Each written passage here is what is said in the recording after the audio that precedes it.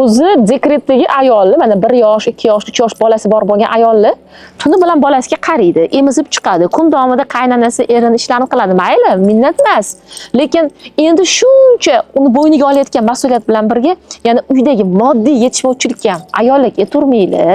Hurmatli oila boshliqlari, bu bechora qaysi biriga qarasin, bolasiga qarasinmi, qaynotasiga qarasinmi, uy ishiga qarasin, endi puli yo'qligini ham, yetishmovchiligini ham u o'ylasinmi. Bitta narsani tushuning, qaysi oilada ayol erkakdan ko'ra ko'proq pul haqida o'yladimi, qaysi oilada ayol eridan ko'ra ko'proq oila mas'uliyatini olishni ko'zladimi, tamom, oilada erkaklar sinadi. Bu obro' emas. Ya'ni kelinni pulini ishlatib turib olish bu obro' emas. Chunki kelin agar, ya'ni ayol kishi o'zi ishlagan pulini olib kelib oilaga qo'shdimi, oilani boqishga sarfladimi, tamom. Bu oiladagi erkakka barakasi uziladi.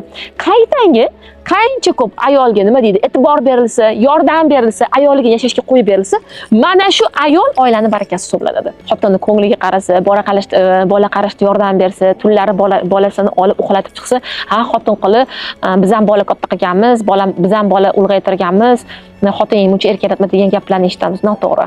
Qaysi erkak agar barakasi bo'lishni istasa, xotinning ko'ngliga qarasin. Chunki xotini eridan olayotgan mehr eng katta adachasini duolari bilan qaytaradi.